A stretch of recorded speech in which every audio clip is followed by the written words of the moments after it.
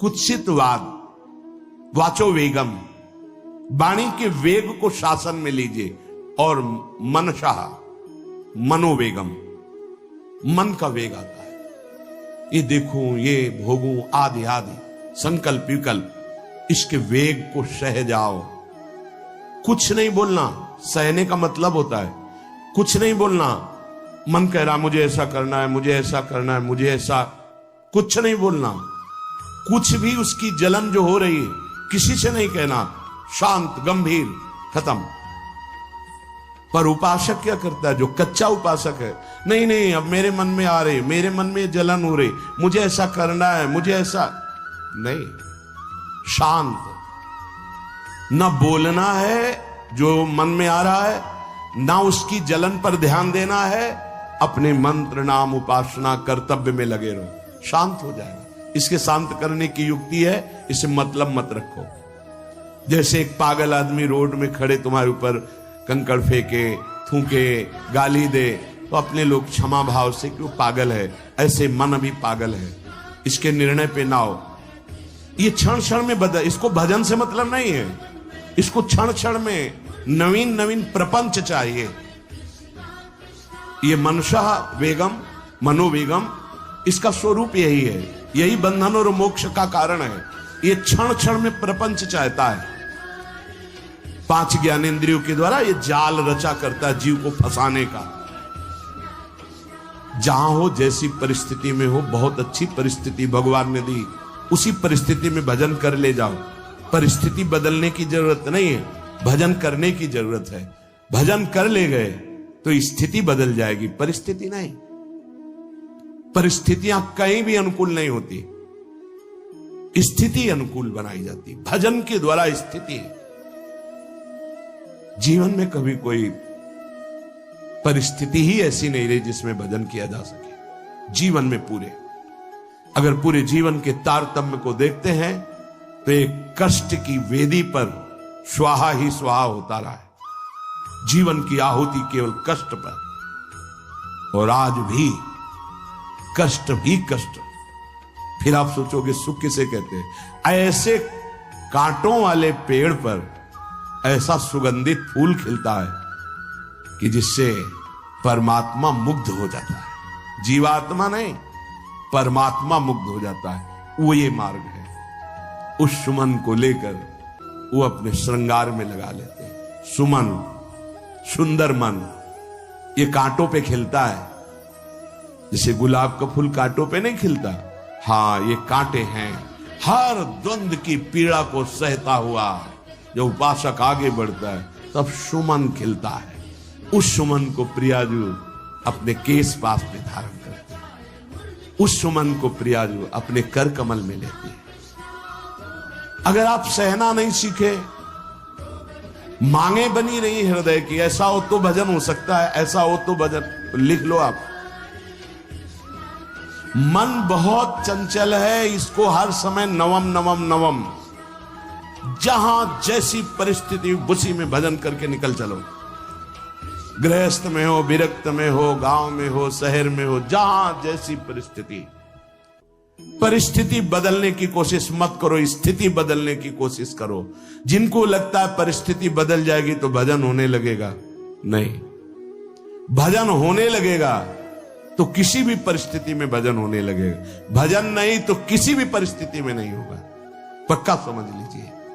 इसलिए मनोवेगम, ये जो मन का वेग आ रहा है, इसको आप सहना सीखो और प्रियाजू पर भरोसा रखो। उनको जैसी परिस्थिति देनी होगी दे देंगी ना, भरोसा रखो। अगर मांग मुख से निकाल दी तो अधूरापन साबित हो जाएगा कि हमको ये खाना पीना, ये हमको पहनना, ये ऐसी परिस्थिति, ये ऐसी छोड़ दो। जोई जोई प्यारो करे सोई मोहि भावे। शांत हो जाओ, मन के वेग को सह जाओ। क्रोध वेगम, महाप्रभु कह रहे कुत्सितवाद विकार ही। समस्त विकारों में प्रधान विकार होता है काम। काम से ही क्रोध का प्रादुर्भाव होता है। क्रोध एक वृत्ति है जो आने जाने वाली, स्थायी कोई नहीं है।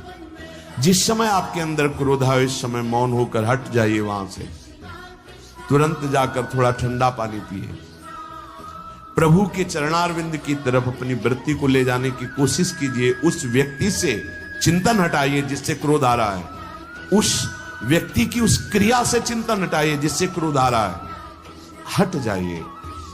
ये क्रोध का वेग अगर आता रहा तो भजन करने पर भी अनुभव नहीं हो पाएगा। एक बार अच्छे से क्रोध आ जाए, अंदर हृदय जल जाए, तो 1 महीने भजन के प्रभाव को रोक देता है पूज्य बाबा के उसमें। फिर आप अगर 12 बार साल में आ गया तो क्या अनुभव में आ गया। इसीलिए 20-20, 50-50 वर्ष हो रहे हैं, कुछ अनुभव में नहीं आ रहा। बहुत सावधान। क्रोध हमारा नाश करता है, किसी और का नहीं। हमारे भजन का, हमारे हृदय के आनंद का, हमारी वृत्ति का बड़ा हल्का स्वरूप हो जाता है क्रोधी पुरुष का। इसलिए क्रोध को सहना है, उसके वेग को सहना है। वाणी के वेग, मन के वेग और क्रोध के। अगर क्रोध के वेग को सह गए तो अगला है हिंसा का वेग, वो अपने आप सह जाओगे, क्योंकि क्रोध से ही हिंसा होती है। हिंसा का वेग, वाणी के द्वारा बहुत हिंसा होती है। ऐसे कठोर वचन बोल दिए जाते हैं जो हृदय को चुभते रहते हैं। बाहर का डंडा लगा है, पिटाई हुई तो 2-4 दिन में ठीक हो जाएगा, लेकिन हृदय में जब पिटाई की जाती है कठोर वचन के द्वारा, तो 10 साल बाद अगर दिखाई दे तो फिर ये वो बोला था, ऐसा बोला था, वो हृदय में घाव बना रहता है। वाणी का हिंसात्मक स्वरूप प्रायः क्रोधी जनों में ही पाया जाता है। अगर क्रोध वेग को सह गए तो वाणी के द्वारा हिंसा नहीं होगी, और मन के द्वारा मलिन हृदय में हिंसा का भाव होता है कि चलो हम वैष्णव में मारेंगे तो नहीं, पीटेंगे तो नहीं आपको, लेकिन भगवान तुम्हारा नाश करेंगे, भगवान बहुत जल्दी, ऐसा भाव मन में, ये भी हिंसा है शरीर के द्वारा। तो ना वाणी के द्वारा, ना मन के द्वारा, ना शरीर के द्वारा। क्यों? उसके हृदय में भगवान बैठे, हमको उनको रिझाना है, हमें निर्दोष होकर भगवत प्राप्ति करनी है। ये हजारों दोषों की पंक्तियां यहां हैं। कोई कह दे हम निर्दोष हैं, हमें लगता है कि यही सबसे बड़ा दोष है। नहीं तो अंदर देखा जाए ना, तो क्रम क्रम से धीरे धीरे निर्दोष हुआ जा रहा है प्रभु की कृपा से। कोई जन्म से निर्दोष नहीं होता, वो तो अवतार होते हैं भगवान के। एक पद में था, शरण जिसको ले ली हृदय से लगा, और विषय पंख से धीरे धीरे, क्रमशः विषय पंख से धीरे धीरे उसको हटाया। हित जो महाराज जी के लिए आया, हमारे हृदय को धीरे धीरे निर्विषय किया जा रहा है। और सहत सहत बाढ़े भगत ग्रहतन गुरु हितगार, इन दोनों का मिलान कर धीरे धीरे सहाते सहाते हमें निर्विषय किया जा रहा है। आचार्य चरण, इष्ट देव, गुरुदेव कर रहे हैं, हमको राजी रहना है। जैसी परिस्थिति है, जैसी भी हमें गुरुदेव रख रहे हैं, इष्ट देव रख रहे हैं, हमें राजी रहना है। इससे क्या होगा कि हमारे अंदर क्रोध नहीं आएगा, गुस्सा नहीं आएगा। नहीं, ये इतना बेईमान मन है कि इष्ट देव पे भी गुस्सा कर सकता है, ये आचार्य पे भी गुस्सा कर सकता है, ये परम कृपालु गुरुदेव पर भी गुस्सा कर सकता है। क्रोध वेग सह गए तो वाणी और मन और शरीर के द्वारा जो हिंसा का वेग है उससे बच जाएंगे। फिर कह रहे हैं उदर वेगम, उदर वेग भूख।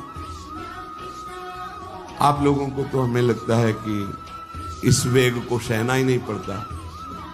ये जो विरक्त गंगा किनारे घूमने वाले हैं, इनको ज्यादा इस वेग को सहना पड़ता था, क्योंकि प्रायः कभी ऐसे शाम के समय पहुंचना होता, जब अब गंगा किनारे नहीं रुक सकते तो आश्रम, अब वहां पूछ लिया तो पूछ लिया, नहीं पूछ लिया तो राधे श्याम पढ़े। अगर कोई मंदिर मिल गया तो हम आश्रम आदि कोई खोजना ही नहीं, गांव में तो जाना ही नहीं है, क्योंकि नवीन अवस्था में कभी गांव में भिक्षा भी नहीं मांगी, आकाश वृत्ति का ही आश्रय लिया जो शास्त्र सम्मत। गांव में कभी पूरे जीवन में किसी गांव में किसी एक रात्रि किसी घर में कभी सहन नहीं। गांव के किनारे मंदिर मिला या कोई आश्रम संत जनों का, भूख के वेग को जो सह जाए तो भजन में बहुत रुचि हो जाती, क्योंकि भजन से चित्त हटेगा तो भूख व्याकुल करेगी, और उसकी व्याकुलता से बचना है तो भजन में लगना पड़ेगा। और आपको सच्ची कहते हैं कि कई कई दिन भोजन न मिलने पर भी शरीर में गंगा जल के कारण कभी कमी महसूस नहीं हुई। जो दूध में पावर है उससे अधिक सामग्री गंगा जल में है। अब वो बहुत से ऐसे नगरों के समीप से गंगा मैया निकली जहां से बड़ी बड़ी फैक्ट्रियों का, तो नहीं, बहुत सुंदर गंगा जल, वो तो सुंदर है ही, था, है, रहेगा। अपने लोग बड़े बड़े ऐसे नाले ऐसे जिससे वो भाव तो है पर वस्तु तत्व तो है, पर जो दृश्य है वो अब गड़बड़ हो रहा है। ऐसे यही बड़ा नाला गिर रहा है सामने जाके, अब वहां ऐसे रज लेके ऐसे लगाओ तो दुर्गंध युक्त निकलेगी, क्योंकि वो ऐसे देखो तो ऐसे पदार्थ बहते नजर आ रहे कि अब ये दुर्भाग्य ही है समय का कि परम पावन गंगा यमुना जैसी नदियां जहां स्नान आचमन और भरपेट जल पीकर परम पवित्र और भगवदानंद में डूबा जाता था, वो भी सौभाग्य छिन रहा है। तो अगर सब सुविधा है तो भी हफ्ते 10 दिन में एक बार इस वेग को सहना तो सीखे। कस के भूख लगे और आज नहीं पाए। एक दिन किसी व्रत का अनुष्ठान करने के लिए हम नहीं कह रहे, लेकिन इस वेग का आनंद तो लीजिए ना कभी। एक टाइम का छोड़ दीजिए, एक दिन के हफ्ते में सुबह थोड़ा ले लिया, बस अगले सुबह लेंगे तो आपकी दिनचर्या नहीं बाधित होगी। आपको तो मिल रहा है ना, तो मिल ही नहीं रहा। जो उदर वेग है, भूख में भजन का एक तार जुड़ता है, ये देखा है। क्योंकि ना तो नींद आएगी और ना कहीं और कोई प्रपंच की गुंजाइश है, क्योंकि उदर वेग जब भूख से व्याकुल जी होता है तो बचने के लिए एक ही उपाय है, केवल भगवत चिंतन। हटो उसके चिंतन से। ये पूर्व के संतों ने बहुत कष्ट पूर्वक भजन करके जो लाभ प्राप्त किया है वो आप लोगों को सहज में मिल। कभी कभी अपने को इससे परिपक्व करना चाहिए। जिसे शास्त्रीय पद्धति में महीना में 2 तो व्रत है ही हैं, 15 दिन में एक एकादशी, 15 दिन में एक एकादशी। वो इसीलिए रखा गया है सार्वजनिक रूप से कि वो संयम को ना कर पाए तो 15 दिन में एक दिन संयम पूर्वक पवित्र भजन। अपने लोग जानबूझकर हफ्ते में एक टाइम छोड़ दें या एक दिन कभी ऐसे, तो उदर वेग को सहते हुए भजन। उदर वेग देख लो, उदर वेग को सहने के लिए तो अगला जो बात कह रहे हैं वो अपने आप सह जाओगे। जैसे क्रोध वेग को सह गए तो हिंसा वेग पर आप शासन कर लेंगे, ऐसे उदर वेग को सह गए तो उपस्थ वेग को सह जाएंगे। उपस्थ वेग कहते हैं जनेंद्री के कामोपभोग को। जब पेट में भरपेट भोजन ही नहीं है ना तो और कुछ चिंतन ही नहीं रहा। यौवन अवस्था जवानी ऐसे भगवान ने काटी है कि याद ही नहीं रहा कि संसार का कोई सुख होता है। भाई एक लक्ष्य ब्रह्माकार वृत्ति कैसे कैसे तत्वबोध हो, बस कठिन से कठिन जहां वैराग्य की भूमिका वहां कूद जाना, उसी में स्थिति में आने की कोशिश करना, देह राग का त्याग करना, ये युद्ध चल रहा था। बड़ी कृपा है। उपस्थ वेग, इसका जनेंद्री का वेग आता है। जो स्कूल में आदतें जिनकी गंदी हो गई बच्चों की, फिर आगे वो संयम में उनको बहुत बाधा है। कई ऐसी क्रियाओं से वो जानकारियां रख लेते हैं कि जो अपना सर्वनाश करने के लिए पर्याप्त है। उपस्थ का जब वेग आए तो सहने की सामर्थ्य उसी की आएगी जो उदर वेग को सह जाता है। पक्का। किसी उपासक को देखा बहुत शरीर कृश हो रहा है, तो पूछा क्यों, भोजन क्यों नहीं करते, आप ऐसे कैसे हुए, पहले तो आप ऐसे नहीं थे, आप तो पहले बहुत स्वस्थ थे, फिर क्यों, का ऐसे नहीं, बताइए क्या, ज्यादा आवश्यकता नहीं है, जीने के लिए बस प्राण पोषण के लिए डाल लेते हैं, क्योंकि जो शांति चाहिए वो तो इतने से मिलेगी। बहुत बहुत प्रसन्नता, ठीक है, ठीक चल रहे हो आप, पर इतना पाते रहो कि सीढ़ियां चढ़ उतर ले, इतना पाते रहो कि आपका शरीर काम करे। वो कहा हृदय में बहुत प्रसन्नता है, बहुत सुंदर। संयम में अपने आप को ले आना ये महात्मा का लक्षण होता है, चाहे स्त्री शरीर हो चाहे पुरुष शरीर हो। धन्याति धन्य, आप अपने आप को कस दीजिए, यही तो राग त्यागना ही। जो जवानी में अपने आप को जला दिया वो बुढ़ापे में चमकता है, ध्यान रखना। जो जवानी में उद्दंडता में समय व्यतीत किया वो बुढ़ापे में गंधाता है, ये भी ध्यान रखना। गंधाता वो अंदर जो दुर्गंध के पौधे थे ना, वो सब दुर्गंध फैलाते हैं। पूज्य श्री पंडित गया प्रसाद जी महाराज जी ने कहा, गृहस्थी में होते हुए भी 40 और 45 के बीच में काम विजयी हो जाना चाहिए, नहीं तो जीवन बिल्कुल बर्बाद हो जाएगा। जो कुछ गृहस्थ धर्म की सेवा है 40-45 के बीच तक हो जाए, मतलब 20 से 25 से ब्याह हुआ आपका, 40-45 तक लड़का बच्चा, इसके बाद अखंड ब्रह्मचर्य धारण कर लो।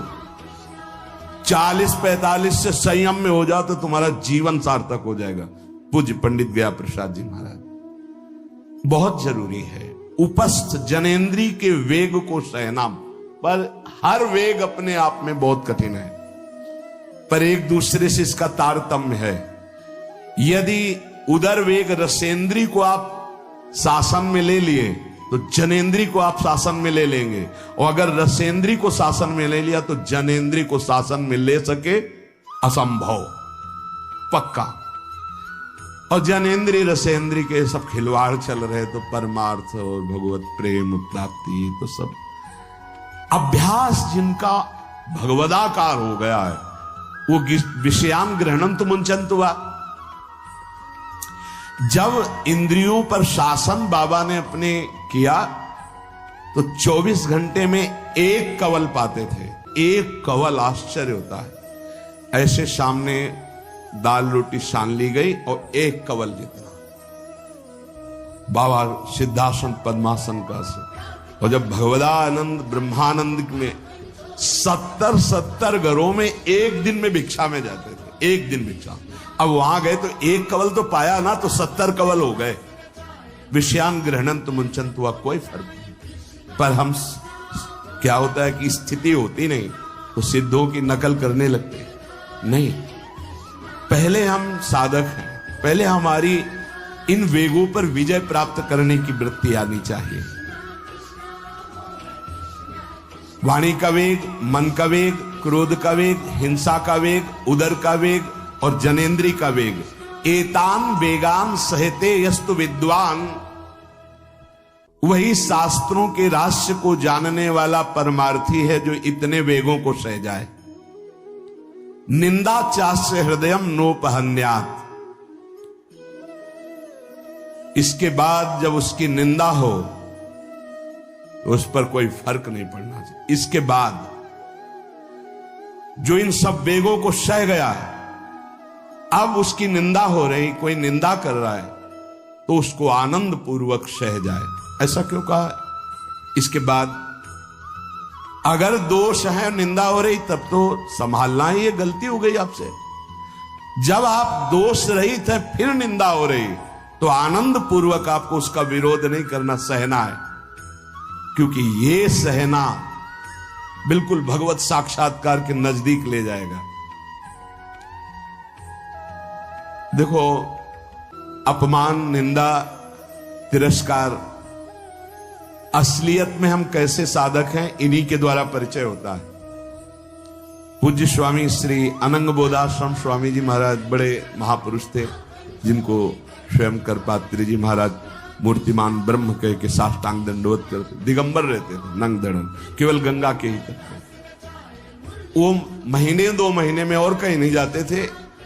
एक बड़े वकील साहब थे, वो भिक्षुकों को रोटी दाल से रोज बंटवाते थे, उनकी पंक्ति में लगने जाते थे। महीने 2 महीने में एक बार पंक्ति में लगते थे जाके, नंग धड़ंग अवधूत वेश जटाएं, और जरूर ऐसी चेष्टा करते थे जिससे उनको धक्का मुक्की लगा दी जाए।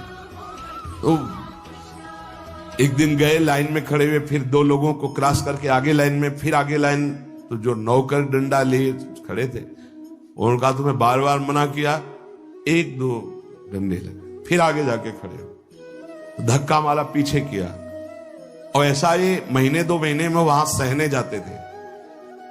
अचानक उस दिन वकील निकले, उन्होंने देखा, अरे स्वामी अनंग बोधास, पता है तुम्हें कौन? साष्टांग दंड। उस दिन से जाना बंद कर दिया।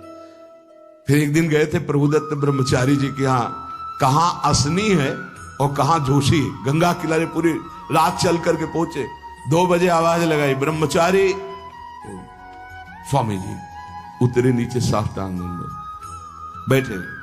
उनका स्वामी जी 2 बजे रात, तो हाँ ऐसे मन आया, आ गया, कुछ खाओगे पियाओगे? स्वामी जी, और वो भी परमहंस ब्रह्मचारी जी, बहुत संयमी महापुरुष प्रभुदत्त ब्रह्मचारी। टीन में कुछ आटा रखा, बोले स्वामी जी कहो तो रोटी बना दे। बोले हाँ बनाओ। रोटी और नमक ऐसे पाए, जितना टीन में आटा था सब पाग, जो 2-4 किलो जो भी। तो बोले स्वामी जी आटा तो खत्म हो गया। बोले हाँ, भोजन का स्वाद तो साधु ही जानता है। फिर उठे, झूसी से असनी फिर पैदा। हे संतो, अपमान, तिरस्कार, क्षुधा, हर वेग, ये हमारी कसौटी है। परमार्थ का पथ चाहे जिस मार्ग का हो। देखो सुदामा जी गृहस्थ मार्ग के कितने उच्च कोटि के, नरसिंह मेहता गृहस्थ मार्ग में कितने उच्च कोटि के। एक कभी तो सौभाग्य ऐसा प्रभु देते जब कोई हमारी निंदा करता है, ये सौभाग्य है, हमें सहने का सौभाग्य मिलता है। कभी तो कोई अपमान करता है जब, तो भगवान से प्रेरित होकर वो सौभाग्य मिलता। ये साधक को उस समय चिड़चिड़ा नहीं होना चाहिए, उस समय मुस्कुराना चाहिए कि आज मेरी स्थिति का थर्मामीटर डाला जा रहा है, कैसे हो, नहीं आनंदित है। पर देख लो, प्रशंसा होगी तो चेहरा खिला हुआ गुलाब के फूल की तरह मिलेगा, और निंदा होगी तो ऐसे होगा। ऐसा नहीं होना चाहिए। नहीं करत जे अनसहन निंदक, तीनों पे अनुग्रह कियो। इसीलिए पूज्य बाबा कह रहे कि इसके बावजूद, अर्थात समस्त वेगों को सहन करने के बावजूद, तुम्हारी जब निंदा हो और उसको सह जाओ, तब तुम परमार्थ के शूरवीर योद्धा कहे जाओगे। विपत्ति में सब साथ छोड़ देते तो हृदय के भी साथी साथ छोड़ते हैं, ध्यान रखना। जब विपत्ति आती है तो मन भी साथ देना बंद करने लगता है, विपरीत जाने लगता है, बुद्धि भी विपरीत जाने लगती है। इसलिए जो विपत्ति में अपने धैर्य और साहस को न खोकर अपने सिद्धांत से चलता है उसे महात्मा कहते, चाहे वो गृहस्थ हो चाहे विरक्त हो। ध्यान दीजिए, संपत्ति में, अनुकूलता में तो सब सावधान होने की कोशिश करेंगे, बड़ी कृपा है भगवान की। यहां कहने विपत्ति में सब साथ छोड़ते हैं, ये जीवन में देखा है। विपत्ति में ना तो बाहरी कोई साथ देता है और न मन साथ देता है, उस समय भजन साथ देता है, भजन। विपत्ति में हृदय को जो दृढ़ रखे, धैर्यवान और साहस बिल्कुल ना गिरने पावे, आगे बढ़ो, नाम जब तुम्हारा भजन वैसे ही चलना चाहिए, तब समझना चाहिए कि हमारी साधना परिपक्व। विपत्ति में कोई साथी नहीं, देखा गया है, कोई साथी नहीं। मन भी धोखा दे देता है, मन भी, अपना मन भी साथी नहीं, उस समय केवल भजन साथी होता है। तभी विपत्ति को कुंती जी ने मांगा, क्योंकि उस समय एक ही साथी होता है, हरि बस। संपत्ति में तो बहुत साथी मिल जाएंगे, अब तो साथी ही साथी हैं, जिधर देखो उधर साथी हैं। और उस समय तो जिधर देखो उधर केवल हरि है, दूसरा कोई है नहीं।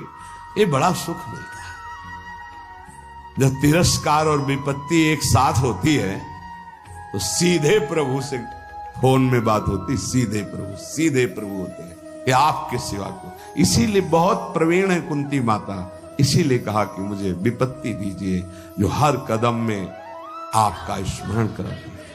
अच्छा, प्रभु जब कृपा करते हैं तो ऐसी विपत्ति देते हैं कि अंतिम श्वास तक वो बनी ही रहती है, अंतिम श्वास तक बनी रहती। हर कदम पर जैसे गार्ड रखा जाता है ना, सावधान, यहां से ऐसे ऐसे ऐसे हर समय विपत्ति महारानी सावधान, तुम्हारा जीवन कभी भी नष्ट हो सकता है, किसी भी क्षण नष्ट हो सकता है, इसलिए हर समय लक्ष्य पे रखो अपनी दृष्टि प्रिया प्रीतम पे। ये कृपा होती है।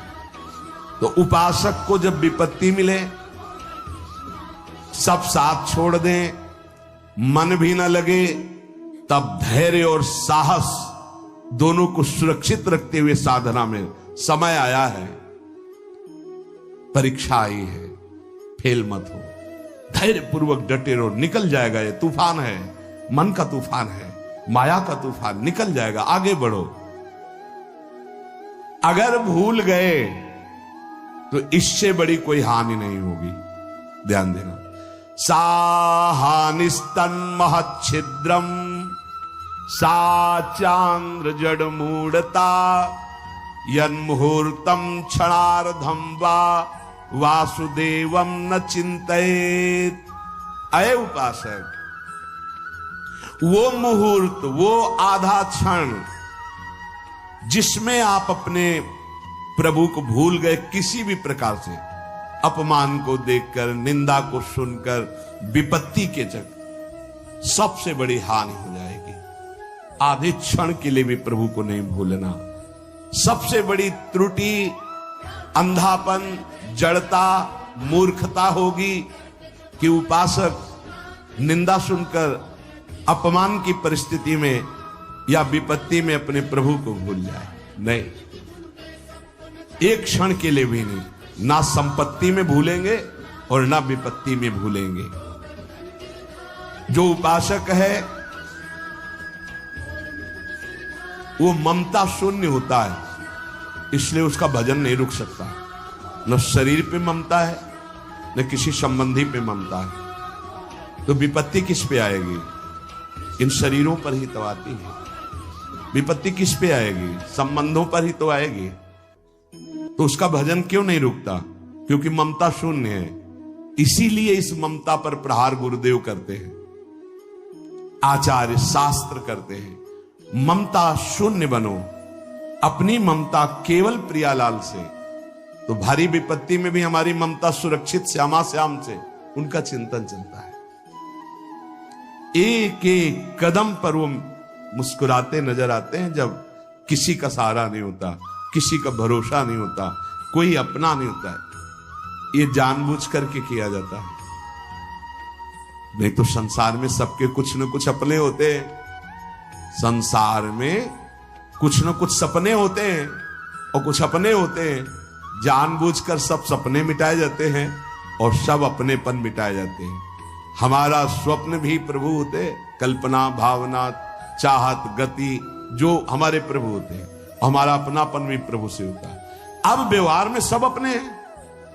अब देख लो, पहले एक बार अपनापन हटाया, ममता हटाई, प्रभु के चरणों में रखी। इसके बाद अब सबसे प्रभु भाव से नाते नेह राम के मने, अब कोई फर्क नहीं। पर अभी ममता से समता में नहीं पहुंचे, इसलिए ममता हटानी है। एक बार हटाओ, अपने शरीर से, अपने संबंध से, अपने इंद्रियों के भोगों से ममता हटाकर श्री जी के चरणों। एक अहमता ममता ये जग में है दुखदाई, ये जब श्री जी की ओर लगे तो होत परम सुखदाई। उपासक को क्यों विघ्न नहीं पड़ता भजन में? क्योंकि उसकी कहीं ममता ही नहीं होती। अब वो पधार गए, तो मृत्यु लोक है, जाना ही है, राधा राधा राधा। बलराम ब्रजवासी बताते हैं कि उनके बगल में एक गृहस्थ भक्त थे, तो उनका पुत्र मथुरा गया तो एक्सीडेंट से पधार गया, और उनके 4 घंटे जप का नियम था, तो 2 घंटे हुए थे, वो जप रहे थे। सूचना ही कि आपके पुत्र का एक्सीडेंट हो गया और ऐसा ऐसा, तो उनका है पधार गया। बोले पधार